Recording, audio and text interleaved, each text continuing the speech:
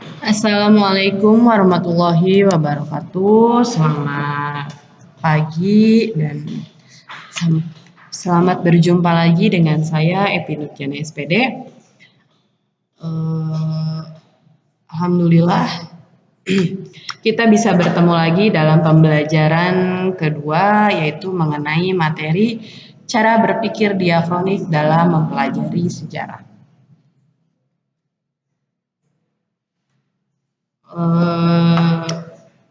Untuk mengefisienkan waktu, mari kita mulai saja dan semoga kalian semua selalu disehatkan dan selalu dalam lindungan Allah Subhanahu wa Ta'ala.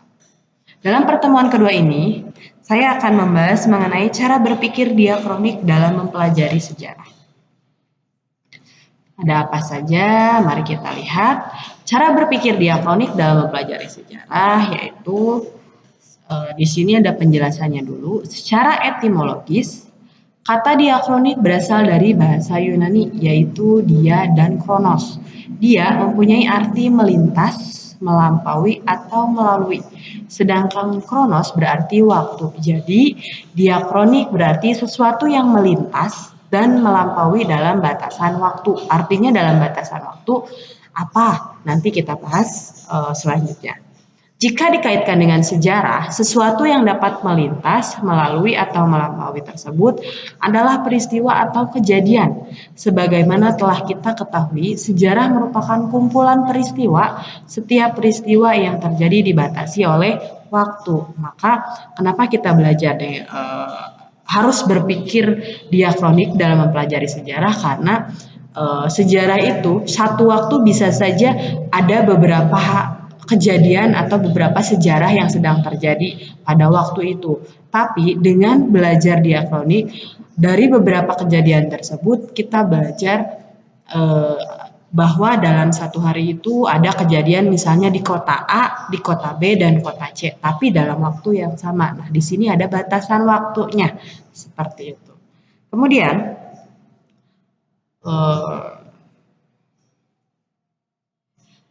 peristiwa yang terjadi dibatasi oleh waktu. Di sini ada beberapa contohnya, yaitu masa pemerintahan Raja Hayam Wuruk berlangsung antara tahun 1350 sampai 1389, kemudian disambung lagi oleh perang di Penogoro dengan waktu yang berbeda. Di sini ada sekatan-sekatan waktu yang berbeda. Nah, ini yang dinamakan dengan batasan waktu.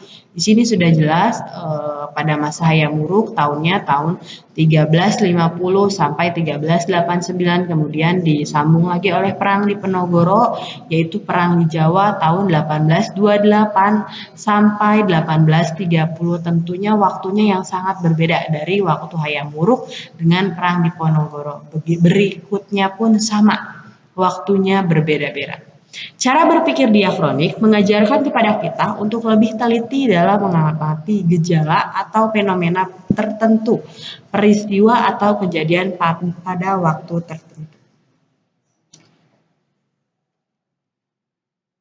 Masih berhubungan dengan pembatasan waktu, sejarah mengenal istilah periodisasi.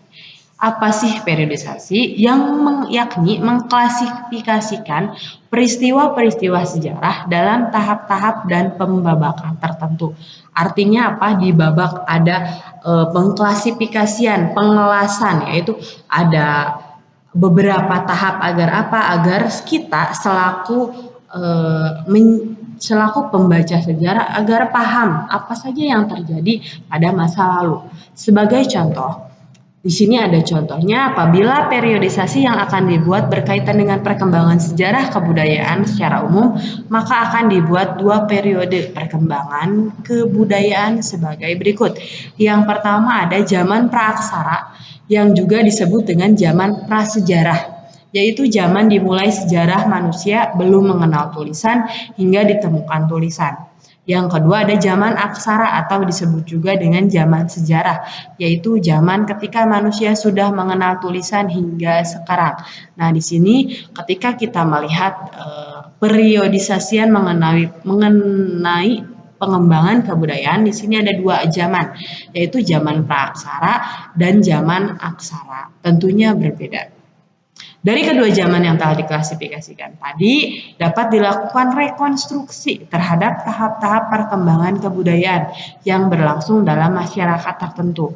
Periodisasi dalam penulisan sejarah dapat dilakukan dengan banyak klasifikasi berdasarkan sejumlah aspek dalam kehidupan manusia, seperti perkembangan sistem politik, pemerintahan, agama, kepercayaan, ekonomi, dan sosial budaya. Nah, dari dua zaman tadi dapat kita ambil aspek-aspek lagi, dapat kita pecah lagi. Contohnya di sini ada periodisasi yang dibuat berdasarkan sistem mata pencaharian hidup. Dalam sejarah yaitu ada masa berburu dan meramu, masa bercocok tanam tingkat lanjut, masa perundagian. Nah, di sini kalau kita lihat ini sudah turunan dari dua zaman tadi yang sudah kita bahas. Periodisasi bertujuan membuat klasifikasi dalam sejarah sehingga akan memudahkan kita memahami peristiwa sejarah secara kronologis. Melalui periodisasi, kita menjadi mudah untuk memahami hal-hal yang terkait dengan yang pertama, perkembangan manusia dari waktu ke waktu. Kesinambungan antar periode, kemungkinan terjadi fenomena yang berulang, dan perubahan yang terjadi dari periode awal hingga ke periode berikutnya. Masih berkaitan dengan waktu, dalam sejarah kita juga dikenal dengan istilah kronik. Dalam sejarah kita juga dikenalkan dengan istilah kronik, yaitu catatan peristiwa menurut urutan waktu kejadian. Kronik berupa catatan perjalanan yang ditulis oleh para musafir, pendeta, dan pujangga pada masa lalu. Mereka pada umumnya menulis tentang peristiwa, kejadian, hal-hal yang menarik perhatian, dan mengesankan yang mereka temui di suatu tempat dan pada waktu tertentu. Nah, itulah sejarah yang kita bahas. Yang akan kita bahas ke depannya, bagaimana manusia pada zaman dulu, bagaimana penemuan-penemuan alat musik dan lain sebagainya. Nah, penulisnya di sini ada para musafir, pendeta, dan pujangga. Inilah penulis pada zaman dulu, ya. Seperti itu. Sampai sini. Bila ada pertanyaan, silahkan komentar di bawah ini, dan untuk mengadsenan silahkan kalian berkomentar di video ini, dan jangan lupa komentarnya sebutkan nama dan kelas apa. Terima kasih. Untuk jadwal hari Kamis saja, ya. Terima kasih.